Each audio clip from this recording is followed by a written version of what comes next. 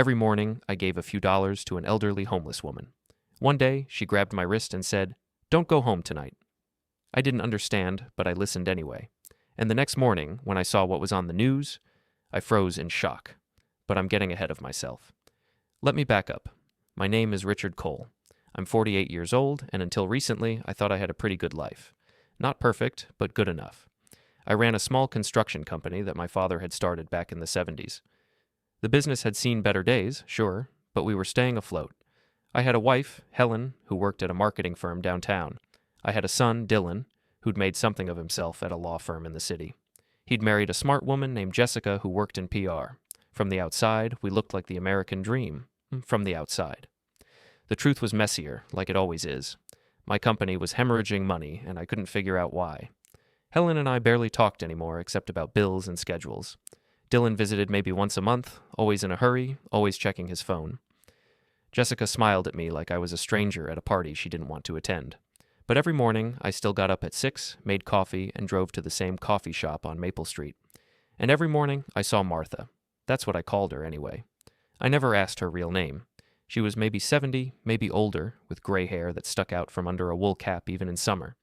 She sat on the bench outside the coffee shop with a cardboard sign that said, "Anything helps." Most people walked past her like she was invisible. I used to be one of those people.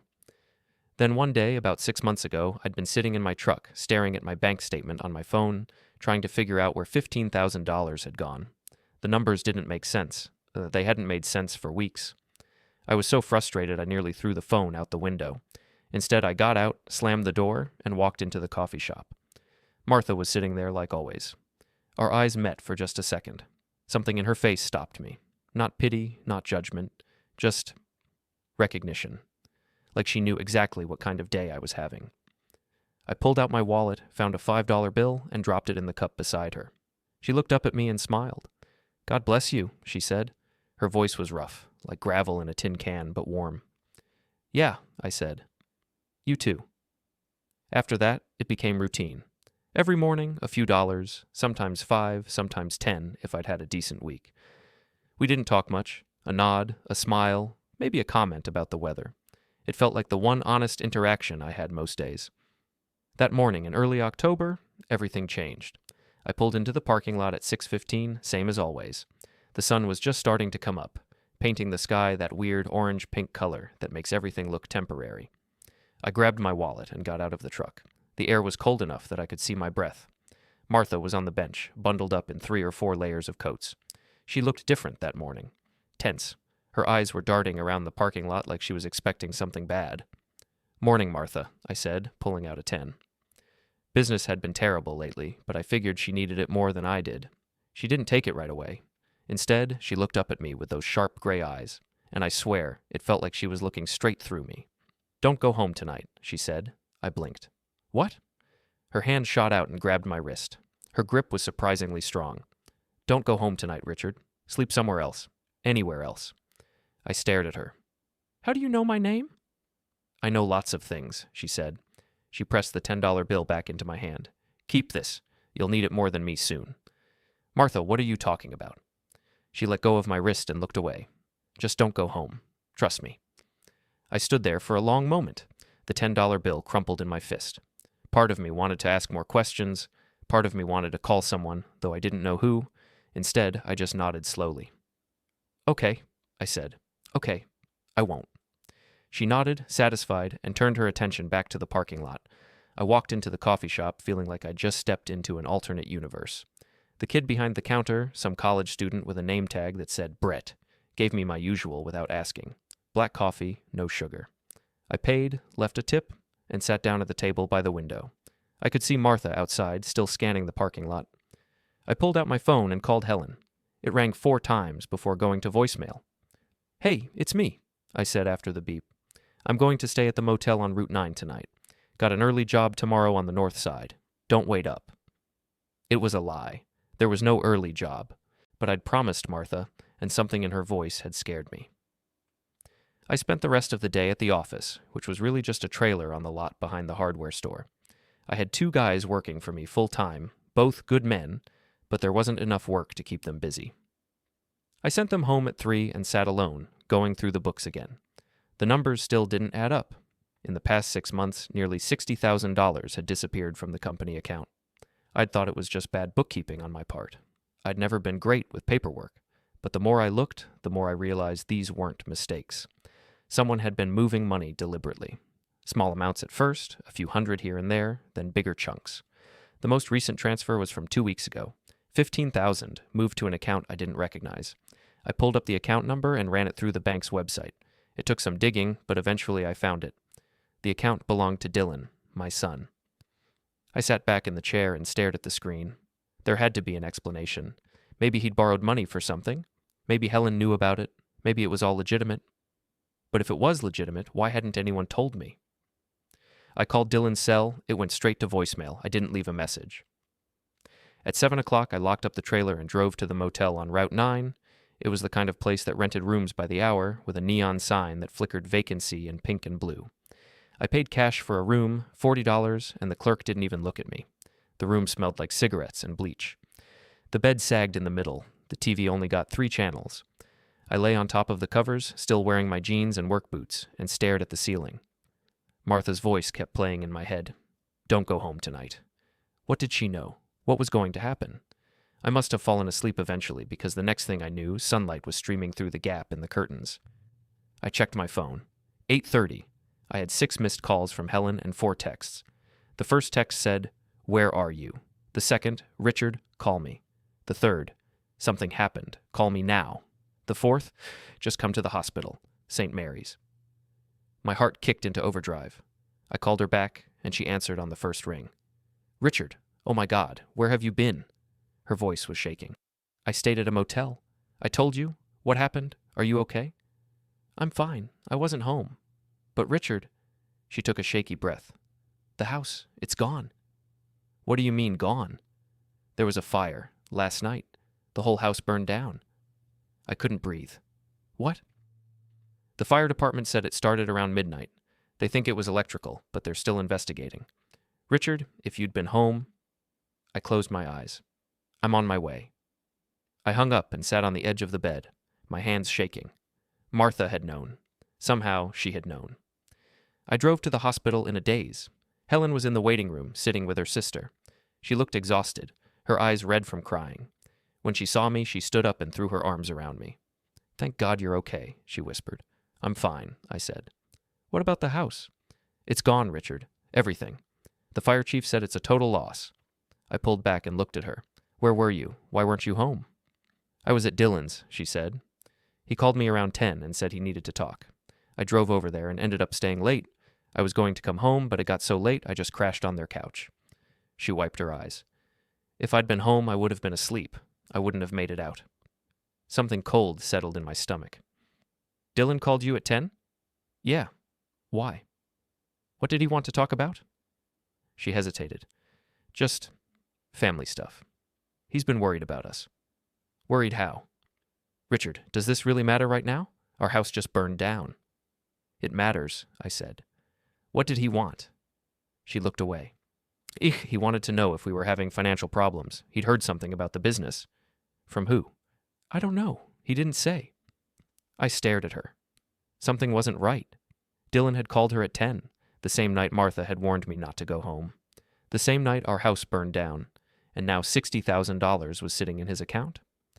"I need to see the house," I said. "Richard, there's nothing to see. It's just rubble." "I need to see it."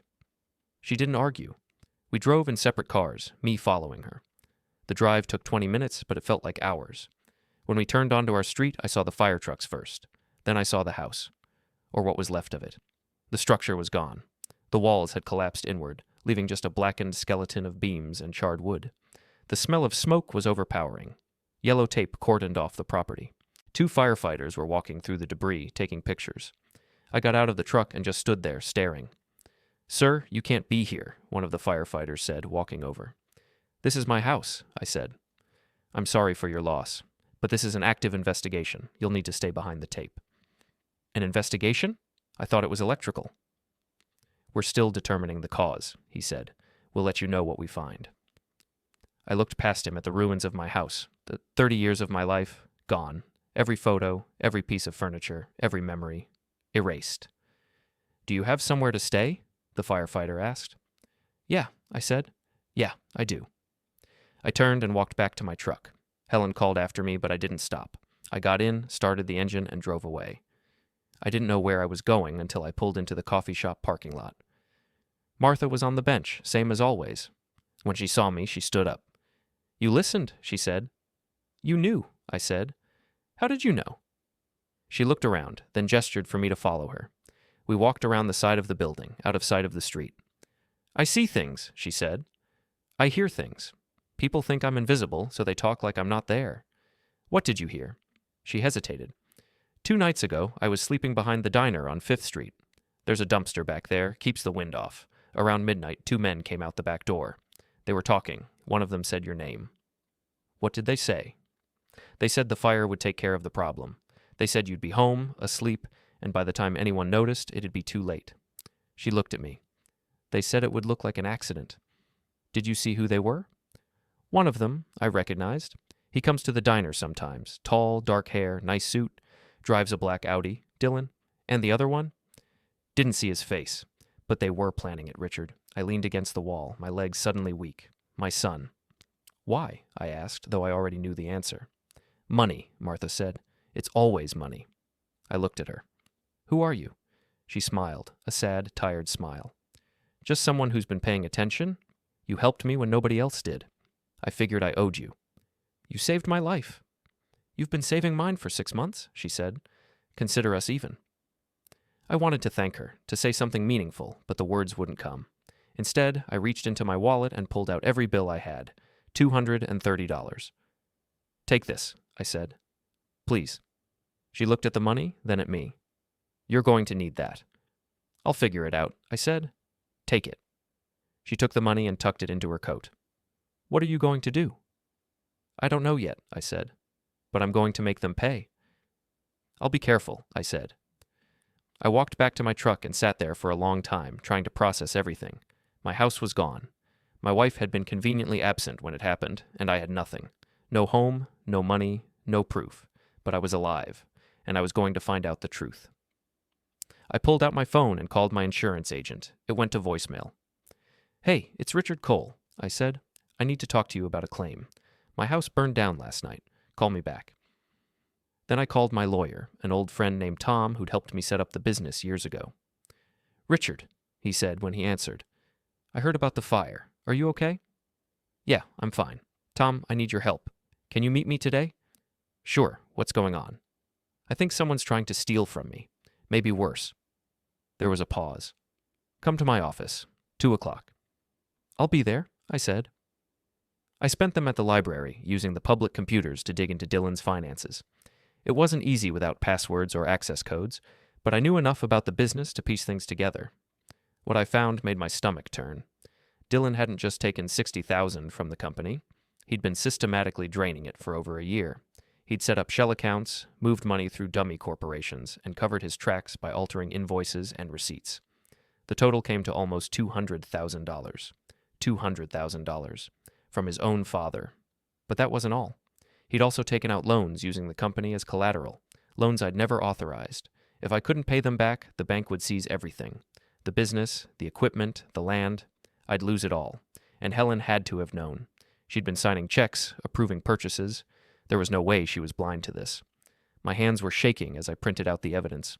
Page after page of transactions, bank statements, loan documents. It was all there. At 2:00, I walked into Tom's office with a folder full of papers. He took one look at my face and closed the door. Tell me everything, he said. I did. It took an hour. When I was done, he sat back in his chair and let out a long breath. Richard, this is fraud, embezzlement. If what you're saying is true, Dylan could go to prison. It's true, I said. I have the proof. Then we need to act fast. If he thinks you're on to him. Tom's eyes widened. What? I told him about Martha, about the fire, about the conversation she'd overheard. By the time I finished, Tom looked pale. Richard, we need to go to the police. And tell them what? That a homeless woman overheard a conversation? That my son might have committed arson? They'll think I'm crazy. You have evidence of the financial fraud. That's a start. I need more, I said. I need proof of everything. Tom leaned forward. Richard, listen to me. If Dylan is dangerous, you need to be careful. Don't confront him. Don't do anything stupid. I'm not planning to, I said, but I'm not going to let him get away with this either. Tom sighed. What do you want me to do? Help me freeze the accounts, file an injunction, whatever it takes to stop him from moving any more money. I can do that, he said, but it'll take a few days. Then do it, I said. I left Tom's office with a plan. It wasn't much, but it was a start. I needed a place to stay, somewhere Dylan wouldn't think to look. I remembered the storage unit. My father had left it to me when he died, along with the business. I hadn't been there in years. It was filled with old tools and equipment, stuff I couldn't bring myself to throw away. But it had electricity and a toilet. It would do. I drove across town to the storage facility. The manager remembered me and gave me a new key without asking questions. Unit 12, near the back. I unlocked the door and pulled it open. The smell of dust and oil hit me. The unit was packed with boxes and equipment, just like I remembered. In the corner was an old cot my father had used when he worked late. I dragged it into the center of the space and sat down. This was my life now, living in a storage unit, hiding from my own family, planning revenge. I pulled out my phone and looked at the photos I'd saved. Pictures of Dylan as a kid, smiling in his Little League uniform. Pictures of Helen on our wedding day, young and beautiful. Pictures of the house we'd just lost. All of it felt like a lie. I deleted the photos one by one until my phone was empty. Then I lay down on the cot and closed my eyes. Tomorrow, the real work would begin. While you're here, hit the hype button. Don't forget to subscribe and support this channel with a like. And tell us below, have you ever faced something like this? I woke up on the cot at 5 a.m, my back screaming. The storage unit was freezing. I could see my breath in the dim light filtering through the gap under the door. For a moment, I forgot where I was. Then it all came rushing back. The fire, Dylan, the stolen money. I sat up and rubbed my face. My phone was at 12% battery. I needed to find a place to charge it, and I needed coffee. But first, I needed to know what Dylan was doing. I drove to his house, a modern 2-story place in one of the new developments on the east side of town. It was the kind of neighborhood where every lawn looked the same and every house had a 2-car garage. Dylan's black Audi was parked in the driveway. Jessica's white BMW was next to it. I parked down the street and waited. At 7:15, the garage door opened and Dylan came out, wearing a suit and carrying a briefcase. He looked calm, relaxed, like he hadn't just tried to murder his father. He got in the Audi and backed out of the driveway. I followed at a distance, staying 2 cars back. He drove downtown to the office building where his law firm was located. I watched him park in the underground garage and disappear inside. I sat there for a while, trying to figure out my next move. I couldn't just walk into his office and confront him. He'd call security, have me thrown out. I needed leverage. My phone buzzed. It was Helen. "Richard, where are you?" she asked when I answered. "I've been calling." "I'm fine," I said. "Where are you?" "I'm at Dylan's. I spent the night here." "Richard, we need to talk. The insurance company called. They're sending an investigator." "For the fire?" "Yes. They want to interview both of us. Can you come over?" I hesitated. Part of me wanted to go, to see Helen and Dylan together, to watch them lie to my face. But I wasn't ready. Not yet. "I can't," I said. "I have to deal with some things at the office." "Richard, this is important." "So is this," I said. "I'll call you later." I hung up before she could argue. My phone was down to 8%. I needed to find somewhere to charge it. I drove to the library and set up at one of the public computers. While my phone charged, I started digging deeper into Dylan's finances. The more I looked, the worse it got. He hadn't just stolen from the company. He'd also forged my signature on loan documents, used my credit to make investments, and even opened credit cards in my name. My credit score had tanked. I was buried in debt I didn't even know about, and Helen had signed off on most of it. Her signature was on dozens of documents, approving transfers and authorizing expenses. She'd been part of this from the beginning. I printed everything and stuffed it into a folder. Then I called Tom. "I need to see you," I said. "Now." "I'm in court until 3. Can it wait?" "No," he sighed. "Meet me at my office at 3:30. I spent the rest of the day going through the documents, making notes, building a case. By the time I walked into Tom's office, I had a plan. "They've been doing this for over a year," I told him, spreading the papers across his desk. "Look at this. Dylan's been moving money through shell companies, taking out loans, using my credit, and Helen's been helping him." Tom studied the documents, his face grim. "This is worse than I thought. Can we stop them?" "We can try. I'll file an emergency motion to freeze all the accounts. But Richard, you need to understand something. This is going to get ugly. If Helen and Dylan fight back, it could drag out for months, maybe years. I don't care, I said. I want them to pay. Tom looked at me. Are you sure? This is your family. He nodded slowly. Okay, I'll start the paperwork tonight. I left his office feeling like I'd taken the first real step toward justice. But I still had a problem. I had no money, no home, and no way to prove Dylan had set the fire. I needed to talk to Martha again. I drove to the coffee shop, but she wasn't there. I waited for an hour, then 2. By the time the sun went down, I was starting to worry. Martha was always there. Always. I asked the kid behind the counter if he'd seen her. The old lady who sits outside? He said. Yeah, she was here this morning, but some guys showed up and she left. What guys? I don't know. 2 of them, dressed in suits. They were talking to her, and then she packed up her stuff and left. My stomach dropped. Did you see which way she went? No, man, sorry. I walked out of the coffee shop and stood in the parking lot, scanning the street. Martha had saved my life. If something happened to her because of me... I spent the next 2 hours driving around, checking every place I could think of where a homeless person might go. The park, the bus station, the shelter on 4th Street. No sign of her. Finally, I gave up and drove back to the storage unit. I was exhausted, hungry, and running on fumes. I needed to sleep. The door to Unit 12 was open. I got out of the truck slowly, my heart pounding. Someone had been inside. I stepped through the door and looked around. Everything was trashed. Boxes had been torn open, their contents spilled across the floor. The cot was flipped over. My father's tools were scattered everywhere. And in the center of the unit, spray-painted on the concrete floor in red letters, was a message. Back off. I stood there, staring at the words. Dylan knew where I was. He'd been here. He was sending a message. I pulled out my phone to call the police, then stopped. What would I tell them? That my son had broken into my storage unit? They'd ask for proof. I didn't have any. Instead, I called Tom. They know where I am, I said when he answered. Dylan was here. How do you know? Because someone trashed the place and left a message. Tom swore under his breath. Richard, you need to get out of there. If they know where you are, you're not safe. Where am I supposed to go? I don't know. A motel, a friend's house, anywhere but there. I don't have any money for a motel, I said, and I don't have friends I can trust. There was a long pause. Come to my place. I have a guest room. Tom, I can't ask you to do that. You're not asking. I'm offering. Get your stuff and come over. I hesitated, then nodded.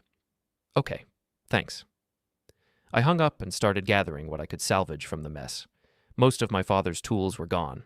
The files I'd hidden under the cot were still there, thankfully. I grabbed them and a few other essentials and loaded them into the truck. As I was closing the door to the unit, I saw something I'd missed before, a business card tucked into the corner of the doorframe. I picked it up and read it. It was Dylan's card, the one he gave to clients. On the back, written in pen, was a single word, run. I stared at the card for a long time. Then I got in the truck and drove to Tom's house. Tom lived in a quiet neighborhood on the west side of town. His wife, Linda, greeted me at the door with a hug. Richard, I'm so sorry about everything, she said. Come in. We made up the guest room for you. I appreciate this, I said. I won't be here long. You can stay as long as you need, Tom said. We'll figure this out. I spent the evening in the guest room, going through the files again. The more I looked, the more I realized how deep Dylan's betrayal went. He'd been planning this for years. Every signature, every transaction, every forged document was part of a bigger plan to take everything I had. But why? He had a good job, a nice house, a successful wife. Why would he need to steal from me? The answer came to me around midnight. It wasn't about need. It was about greed. Dylan wanted more. He wanted the business, the money, the freedom to do whatever he wanted. And I was in the way. The next morning, I woke up to a text from Helen. The investigator from the insurance company wants to meet today at 10. Please be there. Dylan's house. I stared at the message for a long time. Part of me wanted to ignore it, to let them deal with the investigator on their own, but I needed to know what they were going to say. I needed to hear their lies. I texted back, I'll be there. At 9:30, I drove to Dylan's house. Helen's car was in the driveway, so it was a gray sedan I didn't recognize. I parked on the street and walked up to the door. Helen answered, looking tired. Richard, thank God. Come in. Inside, Dylan was sitting on the couch with Jessica. A man in a suit was sitting across from them, holding a clipboard. He stood when I walked in. "Mr. Cole," he said, "I'm Dan Foster from the insurance company. I'm here to ask a few questions about the fire." "Sure," I said. I sat down in the chair by the window, as far from Dylan as I could get. Dan sat back down and clicked his pen. "First, I want to say I'm sorry for your loss. House fires are always traumatic." "Thanks," I said. "Now I need to go over a few details. According to the fire marshal's report, the fire started in the basement. Do either of you know if there were any electrical issues in the house?" "Not that I'm aware of," Helen said. "No," I said. "Any recent renovations? Anything that might have involved the wiring?" "No," Helen said. "Nothing," Dan made a note. "And where were each of you when the fire started?" "I was at a motel," I said. "On Route 9. Dan looked up. "Any particular reason?" "I had an early job the next morning. It was closer." "Can you provide a receipt?" "I paid cash." He made another note. "And you, Mrs. Cole?" "I was here," Helen said, "at Dylan's house. He'd called me earlier that evening and asked me to come over." "What time was that?" "Around 10, Helen said. Dan turned to Dylan. "And you can confirm that?" "Yes," Dylan said. "My mother stayed the night." "Why did you call her over?" Dan asked. Dylan hesitated, just for a second. "I wanted to talk to her about some family matters. Private stuff." Dan nodded and made another note. "Okay, last question. Do either of you have any idea how the fire might have started?" "No," Helen said. "No," I said. Dan looked at me. "Mr. Cole, is there anything else you think I should know? Anything unusual or suspicious?" I looked at Dylan. He was staring at me, his face expressionless. Helen was watching me too, her eyes pleading. "No," I said finally. "Nothing." Dan closed his folder. "Okay, that's all I need for now. We'll be in touch once we finish the investigation." He stood and shook hands with everyone, then left. As soon as the door closed, Helen turned to me. "Richard, we need to talk." "About what?" I said. "About what you're going to do now. You can't stay in a storage unit. You need to stay somewhere safe." "I'm fine," I said. "You're not fine," Helen said. "You're living out of your truck." I said I'm fine. Dylan stood up. "Dad, maybe you should stay here for a while. Jessica and I have plenty of room." I looked at him. "Why would I do that?" "Because you're family," Dylan said. "And family looks out for each other." The hypocrisy was staggering. I wanted to laugh. Instead, I stood up and walked to the door. "Richard, wait," Helen said. I stopped and turned back. "Did you know?" "Know what?" "About the money, about what Dylan's been doing." Her face went pale. "Richard, I don't know what you're talking about." "Yes, you do," I said. "You've been signing checks, approving expenses. You knew exactly what was happening." Dylan stepped forward. "Dad, you don't know what you're saying." "Don't I?" I pulled the folder from under my arm and tossed it onto the coffee table. Paper spilled across the surface. "It's all there. Every transaction, every forged signature, every lie." Dylan stared at the papers, his face unreadable. Jessica looked like she was about to be sick. "Richard, we can explain," Helen said. "I don't want to hear it," I said. "You're done. All of you." I walked out and slammed the door behind me. My hands were shaking. I got in the truck and drove away, not knowing where I was going, just needing to move. My phone rang. It was Tom. "Richard, I filed the motion. The judge approved it. All of Dylan's accounts are frozen."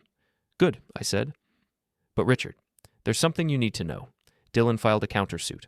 He's claiming you've been stealing from the company." I laughed bitterly. "Of course he is. This is going to get messy. Are you ready for that?" "I'm ready," I said. I hung up and kept driving. I didn't know where I was going, but I knew one thing for sure. This was just the beginning. Dylan's arraignment was scheduled for Monday morning. I sat in the back of the courtroom, watching as they brought him in. He was wearing a suit, his hands cuffed in front of him. He looked calm, almost bored, like this was just another inconvenience. The judge read the charges: conspiracy to commit murder, arson, fraud, embezzlement. The list went on. Dylan pleaded not guilty to everything. His lawyer, a slick guy named Martin Graves, argued for bail. He claimed Dylan was a pillar of the community, a successful attorney with no prior criminal record. The prosecutor argued that Dylan was a flight risk and a danger to the community. The judge sided with the prosecutor. Bail was denied. As they led Dylan out of the courtroom, he turned and looked at me. There was no anger in his eyes, no fear, just cold calculation, like he was already planning his next move. After the hearing, Detective Reeves pulled me aside. "We found something," she said. "When we searched Dylan's house, we found a safe in the garage. Inside was cash, over $100,000. "Let me guess," I said. "Stolen from my company." "We're working on tracing it," Reeves said. "But yeah, that's our theory." "What about Helen? Are you charging her?" Reeves hesitated. "Not yet. We don't have enough evidence to prove she was directly involved in the murder plot. But the financial crimes, that's a different story. We're still building that case." "She knew," I said. "She had to have known." "Probably," Reeves said. "But knowing and proving are two different things." I left the courthouse feeling like I'd won a battle, but not the war. Dylan was in jail, but Helen was still free, and the trust fund she'd set up was still intact. I needed to deal with Helen. I called her that afternoon. She answered on the first ring. "Richard, we need to talk," I said. "In person." "I don't think that's a good idea." "I don't care what you think," I said. "Meet me at the office, tomorrow, 10 o'clock. She was silent for a moment. Then she said, "Fine." The next morning, I arrived at the office early. I'd spent the night going through the financial documents Tom had found, highlighting every transaction that implicated Helen. By the time she walked in, I had a stack of papers waiting for her. She looked tired. Her hair was pulled back in a ponytail, and she wasn't wearing makeup. She sat down across from me without saying a word. "You knew," I said. "You knew what Dylan was doing, and you helped him." "That's not true," she said. I slid the papers across the desk. "Your signature is on half of these documents. You approved transfers. You authorized expenses. You knew exactly what was happening." She looked at the papers but didn't touch them. "Richard, it wasn't like that." "Then what was it like?" She took a deep breath. "I was trying to protect us. The business was failing. We were drowning in debt. Dylan said he could help. He said he had investors, connections. I thought he was trying to save us." "By stealing from me?" "He said it was temporary," she said. "He said he'd pay it back." "And you believed him?" She didn't answer. "What about the trust?" I asked. "The $350,000 you stashed away, was that temporary too?" Her face went pale. "How did you know about that?" "I know everything, Helen. Every lie, every secret, every betrayal." She stood up. "I'm not going to sit here and let you interrogate me." "Sit down," I said. "No. Sit down." Something in my voice made her stop. She sat back down slowly. "The trust was my safety net," she said. "In case things went bad. I swear, Richard, I didn't know." "But you knew he was stealing." She looked away. "Yes." "And you didn't stop him." "I couldn't," she said. "He's our son. He burned down our house. He destroyed everything we built. And you're still defending him." "I'm not defending him," she said. "I'm just trying to understand how we got here." "We got here because you chose him over me," I said. "You chose money over loyalty. You chose lies over truth." She started crying. "I'm sorry, Richard. I'm so sorry. I wanted to feel something. Pity, anger, sadness. But I felt nothing. She'd betrayed me just as much as Dylan had. Maybe more." "The police are going to come for you," I said. "They're building a case. And when they do, I'm not going to protect you." "Richard, please, get out," I said. She stood up and walked to the door. Then she turned back. "You've changed," she said. "You're not the man I married." She left without another word. I sat there for a long time, staring at the papers on the desk. I'd thought confronting Helen would make me feel better, but it didn't. It just made me feel empty. My phone buzzed. It was a text from Martha. "You okay?" I texted back. "No." A moment later, she replied. "Meet me at the coffee shop." I drove over and found her on the bench. She looked at me and shook her head. "You look like hell," she said. "I feel like hell," I said. She patted the bench next to her. I sat down. "You did the right thing," she said. "Going to the police, getting Dylan arrested, that took guts." "It doesn't feel right," I said. "It never does," she said. "Revenge is like that. You think it's going to make you feel better, but it just leaves you hollow. So what do I do?" "You keep going," she said. "You see this through to the end, and then you move on." "I don't know if I can," I said. She smiled. "You're stronger than you think, Richard. You've survived this long. You'll survive the rest." I wanted to believe her, but I wasn't sure. Over the next few weeks, the case against Dylan moved forward. The prosecutor built a strong case, using the recording, Vincent's testimony, and the financial documents. Dylan's lawyer tried to poke holes in it, but the evidence was overwhelming. Helen was charged with conspiracy to commit fraud and embezzlement. She hired her own lawyer and pleaded not guilty. I didn't go to her arraignment. I couldn't. Tom helped me file for divorce. It was the last thing I wanted to think about, but it had to be done. Helen had betrayed me in every way possible. There was no coming back from that. In the meantime, I tried to put my life back together. I moved out of Tom's guest room and rented a small apartment on the east side of town. It wasn't much, but it was mine. I started rebuilding the business one job at a time. It was slow, but it was progress. One afternoon, I got a call from Detective Reeves. "We found something," she said. "When we were going through Dylan's financial records, we found payments to a company called Clearwater Consulting. You ever heard of it?" "No," I said. "Neither had we," Reeves said. "So we dug deeper. Turns out Clearwater Consulting is a shell company, and the owner is Jessica." "Jessica? Dylan's wife?" "Yeah," Reeves said. "She's been helping him hide money. We think she's been involved from the beginning." I felt a surge of anger. "So she's part of this too." "Looks like it," Reeves said. "We're bringing her in for questioning." "Good," I said. A week later, Jessica was charged with conspiracy to commit fraud. She pleaded not guilty, but the evidence against her was as strong as it was against Dylan. The trial was set for 3 months out. In the meantime, I focused on staying sane. I went to work every day, even when there wasn't much to do. I visited Martha at the coffee shop, bringing her food and coffee. She'd become one of the few people I could trust. One evening, as I was sitting in my apartment, my phone rang. It was an unknown number. I almost didn't answer, but something made me pick up. "Hello?" "Richard, it's me." It was Dylan. "How did you get this number?" I asked. "I have my ways," he said. "I need to talk to you." "We have nothing to talk about." "Yes, we do," he said. "I'm offering you a deal." "What kind of deal?" "Drop the charges," he said. "I'll pay you back everything I took. Every dollar, plus interest. We can make this go away." I laughed. "You burned down my house. You destroyed my life. And you think I'm going to drop the charges?" "I'm trying to make this right," he said. "It's too late for that," I said. "You're going to prison, and you're going to stay there for a long time." "You're making a mistake," he said. "If you push this, you'll regret it." "Is that a threat?" "It's a warning," he said. "You don't know what I'm capable of." "I know exactly what you're capable of," I said. "And that's why I'm not backing down." I hung up and blocked the number. That night, I couldn't sleep. Dylan's words kept echoing in my head. "You don't know what I'm capable of." What else was he planning? What else could he do? I didn't have to wait long to find out.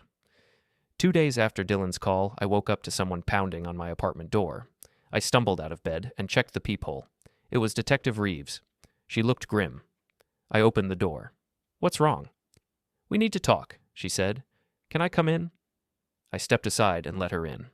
She looked around the small apartment, taking in the bare walls and secondhand furniture. "What happened?" I asked. I felt the floor drop out from under me. "What?" "Someone shot him last night, outside his apartment. We found him this morning." I sat down on the couch, my mind racing. "Dylan." "We don't know that yet," Reeves said, "but it's a possibility we're looking into." "Dylan's in jail," Reeves said. "He couldn't have done it himself." "But he has connections," I said. "People who owe him favors. He could have arranged it." Reeves nodded. "That's what we're thinking, but we need proof." "What about the trial? Can it still move forward without Vincent?" "Oh, we have his recorded testimony," Reeves said, "and we have the recording he made of Dylan, but it's going to be harder to convict without a live witness." I stood up and started pacing. This is exactly what Dylan wanted. He's eliminating anyone who can testify against him. "We're going to protect you," Reeves said. "I'm assigning an officer to keep an eye on you." "I don't need protection," I said. "I need Dylan behind bars where he belongs." I called Martha. She answered on the third ring. "Richard?" There was a long pause. "I heard. It's all over the news." "It's my fault," I said. "I asked him to testify. I put a target on his back." "It's not your fault," Martha said. "It's Dylan's. He's the one who pulled the trigger, even if he wasn't the one holding the gun. I should have protected him." I wanted to argue, but I knew she was right. The only way to honor Vincent's memory was to see this through to the end. Over the next few weeks, I threw myself into preparing for the trial. Tom helped me organize every piece of evidence we had: bank statements, forged documents, email exchanges. We built a timeline of Dylan's theft, showing how he'd systematically drained the company over 2 years. The prosecutor, a sharp woman named Lisa Hartman, was confident. "We have a strong case," she told me during one of our meetings. "Even without Vincent, we have enough to convict." "Are you sure?" I asked. "As sure as I can be," she said. "But juries are unpredictable. Dylan's lawyer is good. He's going to try to paint you as a bitter father trying to ruin his son's life." "Let him try," I said. The trial began on a cold Monday in January. The courtroom was packed with reporters, spectators, and Dylan's supporters. I sat behind the prosecutor's table, watching as they brought Dylan in. He was wearing a suit, his hair neatly combed. He looked every inch the successful lawyer he claimed to be. The jury was selected over 2 days, 12 people who would decide Dylan's fate. I studied each of them, trying to guess what they were thinking. Would they believe me, or would they believe Dylan? The trial itself was grueling. Lisa Hartman presented the evidence methodically, walking the jury through every transaction, every forged signature, every lie. Dylan's lawyer, Martin Graves, did his best to discredit the evidence, but it was overwhelming. On the third day, Helen was called to the stand. I hadn't seen her since that day in the office. She looked older, thinner. She avoided my eyes as she was sworn in. Lisa questioned her about the trust fund, about the money she'd hidden away. Helen admitted she'd set it up, but claimed she didn't know it was funded with stolen money. "So you're saying you had no idea your son was stealing from your husband?" Lisa asked. "I knew things were difficult," Helen said, "but I didn't know the extent of it." "You signed checks? You approved transactions? Are you telling this court you did all of that without reading the documents?" Helen hesitated. "I trusted Dylan. He said everything was legitimate." "And you never questioned him?" "No," Helen said. Lisa turned to the jury. "Ladies and gentlemen, Mrs. Cole wants you to believe she was an innocent bystander. But the evidence tells a different story. The evidence shows she was a willing participant in her son's scheme." Martin Graves objected, but the judge overruled him. After Helen stepped down, it was my turn to testify. I walked to the stand, my heart pounding. Lisa asked me to describe the moment I discovered the theft, the moment Martha warned me, the moment I listened to the recording. I told the truth, all of it. When it was Martin Graves's turn to cross-examine me, he came out swinging. "Mr. Cole, isn't it true that you've been struggling financially for years?" "Yes," I said. "And isn't it true that your business was failing long before my client allegedly stole from you?" "The business was struggling," I said, "but it was still viable, until Dylan drained it." "Or perhaps you drained it yourself," Graves said. "Perhaps you're blaming my client to cover your own mistakes." "That's not true," I said. Graves smiled. "Let's talk about this recording. But isn't it true that the recording was made without his knowledge or consent?" "Yes," I said. "And isn't it true that you obtained this recording from a convicted arsonist?" "Vincent Price wasn't convicted of anything," I said. "But he was a criminal," Graves said. "A man who set fires for money. And you expect this jury to believe him?" "I expect this jury to believe the evidence," I said. Graves continued to hammer me for over an hour, trying to poke holes in my story. But I didn't budge. I knew the truth, and I wasn't going to let him twist it. When the prosecution rested, it was the defense's turn. Dylan took the stand in his own defense. He was calm, composed, almost charming. He denied everything. He claimed I was a bitter father who couldn't accept that his son was more successful than he was. He claimed the recording was fake, that I'd fabricated it to frame him.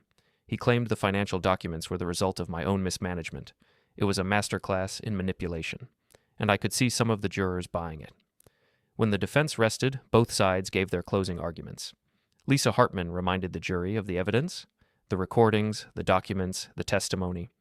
Martin Graves reminded them of reasonable doubt. The jury deliberated for 2 days. On the third day, they came back with a verdict. Guilty, on all counts. Dylan's face went white. Jessica, sitting in the gallery, started crying. Helen put her head in her hands. I felt a surge of relief so intense it almost knocked me over. It was over. Dylan was going to prison. The judge set a sentencing hearing for 2 weeks later. Dylan was led out of the courtroom in handcuffs. As he passed me, he looked at me one last time. "This isn't over," he said quietly. "Yes, it is," I said, but deep down, I wondered if he was right. After the trial, I tried to get back to normal. The business was slowly recovering, thanks to a few loyal clients who'd stuck with me through everything. I'd hired back my 2 workers, and we were starting to get more jobs. Helen's trial was scheduled for the following month. I didn't plan on attending. I'd said everything I needed to say. One evening, as I was closing up the office, my phone rang. It was Martha. "Richard, you need to come to the coffee shop. Now." "What's wrong?" Just come, she said. It's important. I drove over and found Martha sitting on the bench, looking agitated. Next to her was a woman I didn't recognize. She was in her 30s, with dark hair and a serious expression. "Richard, this is Emily," Martha said. "She needs to talk to you." "About what?" I asked. Emily looked around nervously. "About Dylan and Jessica." I sat down. "I'm listening." "I worked with Jessica at her PR firm," Emily said. "About 6 months ago, she asked me to help her with something. She said it was a project for a client, but I didn't think much of it at the time." "What kind of project?" "She wanted me to create fake documents," Emily said. "Invoices, receipts, bank statements. She said it was for a marketing campaign to show potential clients what we could do." "But it wasn't for a campaign," I said. "No," Emily said. "I didn't realize it until I saw the trial on the news. The documents I created, they were used to steal from you." I felt sick. "Jessica used you to commit fraud." "I didn't know," Emily said. "I swear I didn't know what she was doing." "Did you tell the police?"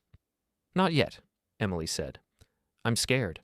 If I come forward, I could be charged too." "You won't be," I said. "You're a witness, not a conspirator. The police will protect you." Emily looked at Martha, who nodded. "Richard's right.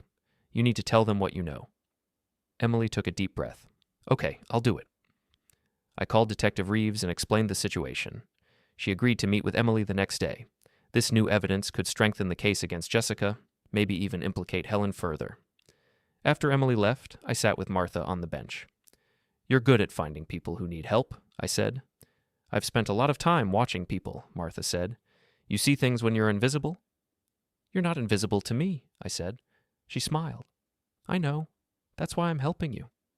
We sat in silence for a while, watching the cars pass by. For the first time in months, I felt a glimmer of hope. Maybe things were finally starting to turn around, but I should have known better. Dylan's words echoed in my head. This isn't over. And he was right. Dylan's sentencing hearing was scheduled for the first Monday in February. I arrived at the courthouse early, wanting to see him get what he deserved. The courtroom was packed again, but this time the mood was different. Somber, final. The judge, an older man named Harlan, listened as Lisa Hartman outlined Dylan's crimes. Fraud, embezzlement, conspiracy to commit murder, arson. The list was long, and each charge carried serious time. "Your Honor," Lisa said, "the defendant showed a complete disregard for human life. He attempted to murder his own father for financial gain. He destroyed a family business built over decades. He manipulated everyone around him. We're asking for the maximum sentence." Martin Graves stood up to argue for leniency. He painted Dylan as a troubled man who'd made mistakes, a young lawyer who'd gotten in over his head. It was a weak argument, and everyone knew it. Judge Harlan listened to both sides, then turned to Dylan. "Mr. Cole, do you have anything to say before I pass sentence?" Dylan stood up. For the first time since the trial started, he looked genuinely scared. "Your Honor, I made mistakes. I know that. But I never meant for things to go as far as they did. I was trying to help my family, not hurt them. I'm asking for mercy." "Mercy," Judge Harlan repeated. "You asked your father for nothing but took everything. You hired someone to burn down his house while he slept. You stole hundreds of thousands of dollars, and now you want mercy." Dylan didn't answer. "The court sentences you to 25 years in state prison," Harlan said, "with the possibility of parole after 15. Dylan's legs buckled. Jessica let out a sob. Helen didn't react at all. As they led Dylan out of the courtroom, he turned and looked at me one last time. There was no calculation in his eyes now, just despair. I should have felt satisfied, victorious, but all I felt was tired. After the hearing, I walked out of the courthouse and found Martha waiting by my truck. "It's done," I said. "How do you feel?" she asked. "Empty," I admitted. She nodded. "That's normal. You've been fighting for so long, you don't know what to do now that it's over." "Is it over?" I asked. "Not yet," she said, "but it's close." Helen's trial began 2 weeks later. I didn't attend. I couldn't bear to watch her lie on the stand, to hear her try to justify what she'd done. Tom kept me updated on the proceedings. "She's claiming she was a victim too," Tom told me over the phone. "Her lawyer's arguing that Dylan manipulated her, that she didn't know the full extent of his crimes." "That's bullshit," I said. "I know," Tom said, "but the jury might buy it." They didn't. Helen was convicted of conspiracy to commit fraud and embezzlement. She was sentenced to 10 years, with the possibility of parole after 5. Jessica's trial was quicker. With Emily's testimony and the fake documents she'd created, the case against Jessica was airtight. She was sentenced to 12 years. By the time all 3 trials were over, it was late March, spring was starting to creep in, and the world felt a little less cold. I focused on rebuilding. The business was doing better. I'd hired a bookkeeper to keep the finances in order, someone I could trust. I'd started taking on bigger jobs, projects that would have been impossible 6 months ago. One afternoon, as I was working on a site, my phone rang.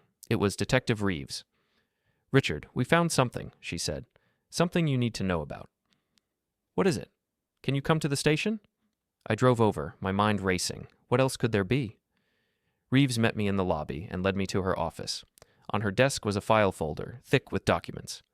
"We've been going through Dylan's financial records," she said, "and we found something interesting. About a year ago, Dylan took out a life insurance policy, on you." I stared at her. "What?" "A $2 million policy," Reeves said, "with himself as the beneficiary." I sat down, my hands shaking. "How did he even do that? Don't I have to sign off on a policy like that?" "Normally, yes," Reeves said, "but Dylan forged your signature. We compared it to other documents we have. It's a match." I felt sick. So, if the fire had worked, if I'd died, Dylan would have gotten $2 million on top of everything he'd already stolen. "Yes," Reeves said. "I'm sorry, Richard. I know this is hard to hear." "Hard doesn't even begin to cover it," I said. "There's more," Reeves said. "We think Helen knew about the policy. Her name is listed as a secondary beneficiary." "It looks that way," Reeves said. I stood up and walked to the window, staring out at the parking lot. Not just to get me out of the way, to cash in. "What happens now?" I asked. "We're going to file additional charges," Reeves said. "Insurance fraud, at the very least. This could add more time to their sentences." "Good," I said. "I want them to pay for everything." Over the next few weeks, the additional charges were filed. Dylan and Helen both faced new trials, though their lawyers tried to negotiate plea deals. I didn't care what they decided. As far as I was concerned, they'd already gotten off easy. I started going to therapy. Tom had suggested it, and I'd resisted at first. But eventually, I realized I needed help processing everything that had happened. The betrayal, the anger, the loss.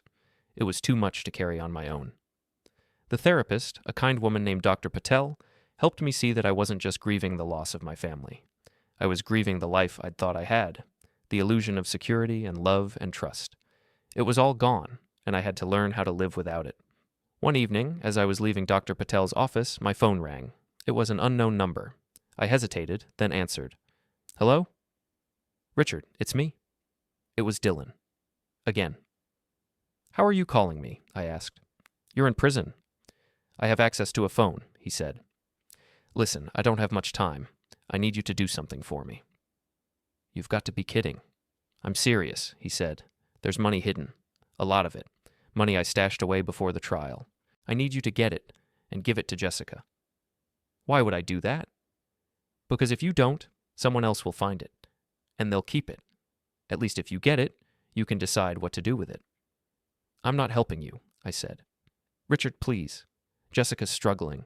She's in prison too, and she has nothing. This money could help her." "She's in prison because of you," I said. "Because of what you both did to me. Why should I help her?" "Because you're a better man than I am," Dylan said. "And because this is the only way I can try to make things right." I wanted to hang up, but something in his voice made me pause. "Where's the money?" "In a storage unit," he said. "Unit 23 at the facility on Route 7. The key is taped under the bench outside the coffee shop, where you used to meet Martha." "Why there?" "Because I knew you'd find it eventually," he said. "I knew you'd go back there." "And you're just telling me this now?" "I didn't have a choice before," he said. "But now, I just want to do one thing right before I spend the rest of my life in prison." I didn't know what to say. "Richard, I'm sorry," Dylan said. "I know that doesn't mean anything, but I am. I destroyed everything, and I have to live with that." He hung up before I could respond. I sat in my truck for a long time, staring at the phone. Part of me wanted to ignore Dylan's call, to let someone else find the money. But another part of me was curious. How much had he hidden, and why was he telling me about it now? The next morning, I drove to the coffee shop. Martha was on the bench, same as always. I told her about Dylan's call. "You going to check it out?" she asked. "I don't know," I said. "What if it's a trap?" "What kind of trap? Dylan's in prison." What's he going to do? I don't know, I said, but nothing he's ever done has been straightforward. Then take someone with you, Martha said. Don't go alone. I called Tom and explained the situation. He agreed to come with me. That afternoon, we drove to the coffee shop. I found the key taped under the bench, just like Dylan had said. We drove to the storage facility on Route 7. Unit 23 was near the back, far from the main office. I unlocked the door and pulled it open. Inside was a single metal box. I picked it up and opened it. Cash. Stacks and stacks of cash. Tom whistled. How much is that? I don't know, I said. A lot. We counted it. $250,000. Jesus, Tom said. Where did he get all this? From me, I said, and probably from other people he scammed. What are you going to do with it? I looked at the money. It was mine. Or at least, it should have been. But giving it to Jessica felt wrong. She was as guilty as Dylan. I'm going to donate it, I said. To who? To the homeless shelter on 4th Street, I said, and to organizations that help people like Martha, people who've been forgotten. Tom smiled. That's a good idea. We loaded the money into my truck and drove to the shelter. The director, a woman named Karen, nearly fainted when I handed her the cash. I don't even know what to say, she said. Use it to help people, I said. That's all I ask. After that, I felt lighter, like I'd finally let go of some of the weight I'd been carrying. But I still had one more thing to do. I hadn't been back to the house since the fire. The lot had been cleared, the debris hauled away. All that remained was a flat patch of scorched earth and the concrete foundation. I parked on the street and walked across the lawn. The grass was starting to grow back, covering the char marks. I stood where the living room used to be. This was where I'd spent 30 years of my life, where I'd raised Dylan, where I'd built a family. Now it was just an empty space. My phone buzzed. It was a text from Martha. You doing okay? I texted back. Yeah, just needed to see it one more time, she replied. Sometimes you have to visit the grave before you can move on. She was right. I'd been avoiding this place, afraid of what I'd feel when I came back. But standing here now, I didn't feel sadness or anger. I felt nothing. This wasn't my home anymore. It was just a piece of land. I turned and walked back to my truck. I had work to do. Over the next few months, I focused on rebuilding my life. The business was thriving. I'd landed a contract to build a new community center on the north side of town. It was the biggest job I'd had in years, and it felt good to be working on something that mattered. I also started volunteering at the homeless shelter. I'd bring food, help with repairs, talk to the people there. Martha came with me sometimes. She'd become a fixture in my life, someone I could count on when everything else felt uncertain. One afternoon, as we were sorting donations at the shelter, Martha turned to me. You seem different, she said. Different how? Lighter, she said. Like you're not carrying the world on your shoulders anymore. I thought about it. She was right. The anger and bitterness that had consumed me for months were gone. I'd done what I set out to do. Dylan, Helen, and Jessica were in prison. The truth was out. Justice had been served. I guess I am, I said. It's hard to explain. You don't have to explain, Martha said. Just don't lose it. I smiled. I'll try. That evening, I got a call from Lisa Hartman, the prosecutor who'd handled Dylan's case. Richard, I wanted to let you know that Dylan's appeal was denied. He appealed? I asked. Yeah, Lisa said. His lawyer tried to argue that the recording was inadmissible and that the trial was unfair, but the judge rejected it. Dylan's sentence stands. Good, I said. I also wanted to tell you that Helen's parole hearing is coming up. It's in 2 years. I thought you should know. I was quiet for a moment. Will she get it? Hard to say, Lisa said. She's been a model prisoner from what I hear, but the parole board will take into account the severity of her crimes. Thanks for letting me know, I said. After I hung up, I sat on the couch and stared at the wall. Helen might be out in 2 years. The thought didn't scare me. It didn't make me angry. It just felt like another chapter in a story that was slowly coming to an end. A few weeks later, I got a letter in the mail. It was from Dylan. I almost threw it away without reading it, but curiosity got the better of me. I opened the envelope and pulled out a single sheet of paper. Dad, I don't expect you to forgive me. I don't expect you to even read this. But I wanted you to know that I think about what I did every day. I think about the fire, the money, the lies. I think about how I destroyed everything. I wish I could take it back.